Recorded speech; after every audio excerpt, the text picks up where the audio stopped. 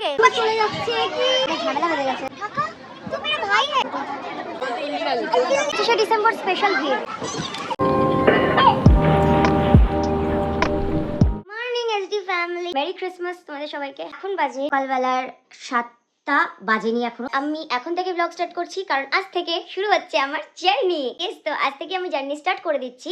আজকে কোথায় যাচ্ছি, আজকে ডেস্টিনেশন কোথায়, চলো পুরো ভিডিওটা আমার সাথে কন্টিনিউ করো। লাস্ট মোমেন্টে আমরা একদম তৈরি, এখন স্টেশন যাব, ট্রেন ধরবো। এই যে এখানে সব আমাদের লাগেজ কমপ্লিট। এত লাগেজ যাচ্ছে, তার মানে দূরকার ট্রিপ হচ্ছে। হ্যাঁ অবশ্যই একটা দূরের ট্রিপ হচ্ছে আজকের জন্য। আপাতত আমাদের ডেস্টিনেশন মালদা। সাথে জার্নি করো। সঞ্জয় একদম টোটো নিয়ে বাড়ির সামনে চলে এসেছে, ব্যাগেজ সব তুলে দেবে। টাটা, আমি নিজে নিজেকে টাটা করছি। টাটা, আবার দেখা হবে কয়েকদিন পর। টাটা। আমার সান্টা আমাকে সকাল সকাল গিফট দিয়ে দিয়েছে।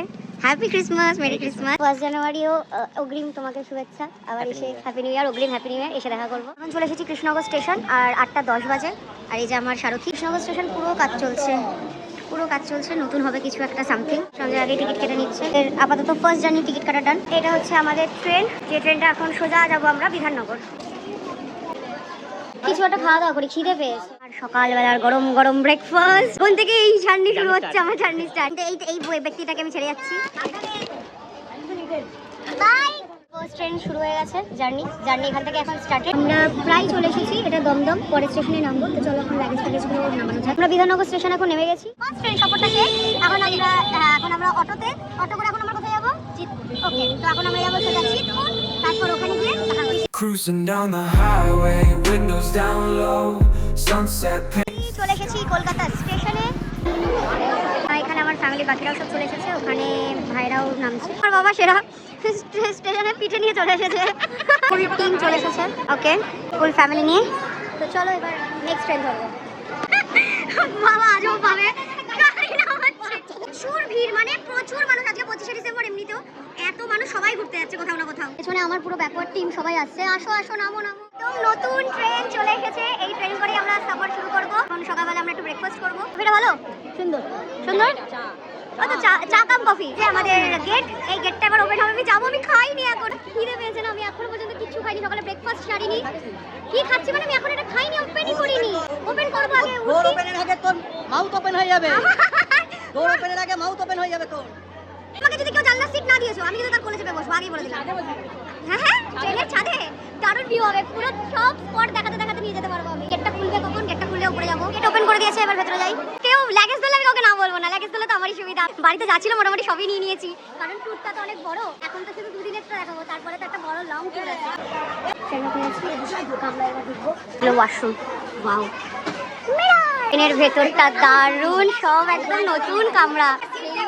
ট্রেনের কামরায় প্রচুর কামড়ির পর ফাইনালি আমি একটা জানলা ধারে সিট নিয়ে নিয়েছি। ও খুব কষ্ট করে ধরেছিল। ঠিক আছে, কোনো ব্যাপার না। আমি একটু জানলা ধারে একটা ভিউ নিতে যাবো। তো আমার সিটের সামনে, ওকে, এটা আমার। তো আমি এখানে আমার এখন খাবারটা রাখবো আর আমার ব্যাগটাও রাখবো। আর এখানে নিচে পা রাখার একটা জায়গা আছে, সুন্দর আরামসে। আমি আমার ব্রেকফাস্ট সারবো। বহুত জন্ম পর, মানে আমি অনেকক্ষণ ধরে স্ট্রাগল করেছি একটা খাবার খাওয়ার জন্য। এত স্ট্রাগল করতে হয় মাঝে মাঝে, যখন জার্নি সাফার করি তখন এগুলো করতে হয়। মাইক আমি ইউজ করছি না। তোমরা বলো যে সাউন্ডের কোয়ালিটি কতটা ভালো দিচ্ছে। আশা করি সাউন্ডের কোয়ালিটি যথেষ্টই ভালো দিচ্ছে। আমি আমার ব্রেকফাস্টটা সারিয়ে দেবো। तेरा इतना भी पूरा वक्त नहीं आया बे, कहाँ खाएगा?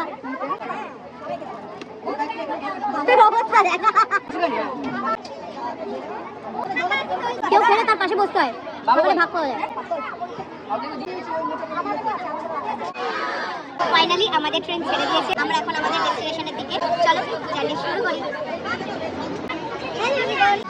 আমি একটু আমার অ্যান্ড্রয়েডটাকে চার্জ করবো। এটা আমাকে প্রচুর সাপোর্ট করেছে। হ্যাঁ, কি ক্যামেরা ধরে দেওয়ার জন্য? ভালো করে ভিডিও করে দেওয়ার জন্য।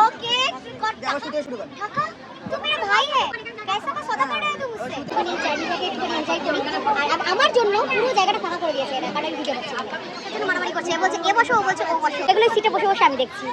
টাইম দেয়ার পিসিরা সুন্দর করে কন্টেনারে করে সবার জন্য কিন্তু খাবার নিয়ে চলে এসেছে। এই তো পেছনে পার্টি হচ্ছে। আর আমার অ্যান্ড্রয়েডটা বারবার পড়ছে। আমি আমার স্পুন পেয়ে গেছি।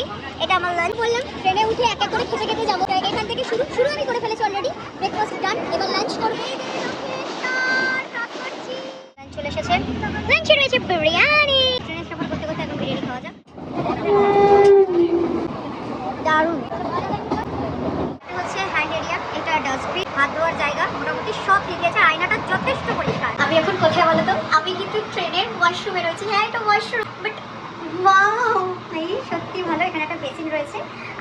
জন্য আপাতত এখান দিয়ে দেখাই, ওই যে যেটা জায়গা সেটাও আছে।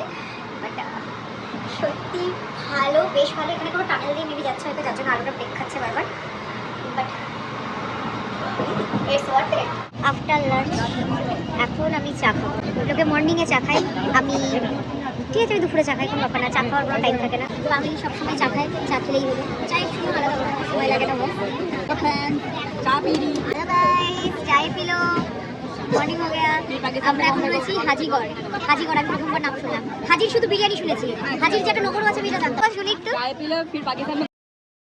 ট্রেনে আমার এখন থার্ড ড্রিঙ্কস, সেটা হচ্ছে জিরা। আমি জাস্ট একবার দাদাকে বলেছিলাম যে আমার একটুখানি এই জিরা ওয়াটার খেতে ভালো লাগে, সঙ্গে সঙ্গে জাস্ট ট্রেনটা থেমেছে একটা স্টেশনে, নিয়ে চলে এসেছে। চলো এটা এখন খেতে খেতে সাফারটাকে এনজয় করি। লোকে কিনছে, সব কিছু করছে, আর আমি এখানে এডিটের পাশাপাশি কিটক্যাট। আমার এটা এই নিয়ে 5 নম্বর আইটেম যেটা আমি খাচ্ছি ট্রেনে বসে। এটা ওয়াটারটা এখনো পুরো শেষ হয়নি, শেষ করছি, এডিট করছি, ভিউ নিচ্ছি, একটু ন্যাপ নিচ্ছি। এখন মোটামুটি মালদা ঢুকতে ঢুকতে আমাদের 7টা, এখন বাজে 3:10।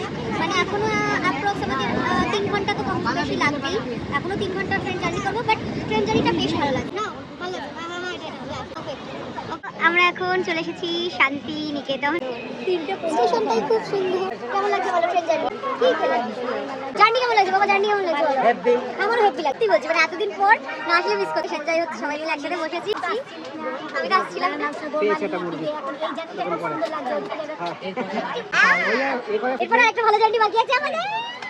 সবাই ভাবছে যে কি মালদা যাওয়ার জন্য আমি এত এক্সাইটেড। না না না, শুধু মালদা যাওয়ার জন্য আমি এত এক্সাইটেড নই, অন্য কিছু একটা যাত্রার জন্য এক্সাইটেড। যে যাত্রাটা আপাতত মালদায় 2 দিন কাটানোর পর তোমাদেরকে দেখাবো। এত তাড়াহুড়ো কেন? মালদা দেখো, আগে মালদার ব্লগ কমপ্লিট করো।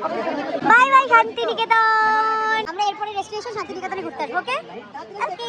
একটু বোর হচ্ছিলাম, এই যে এখন বন্ধুদের সাথে ভিডিও কলেই কথা বলে নিচ্ছি। আমার ট্রেন জার্নি সাফারের লোক, আর এখানে বাবা এখন লেবু কাটবে। এটা অসাধারণ বিষয়, হাফ ট্রেন কিন্তু ফাঁকা হয়ে যাচ্ছে, প্রচুর লোক নেমে যাচ্ছে। এরপর মনে হয় ট্রেনটা পুরো ফাঁকা, চাদর পিছিয়ে শুয়ে পড়বো ট্রেনের মধ্যে। ঝামেলা হয়ে গেছে, চলে যাচ্ছে।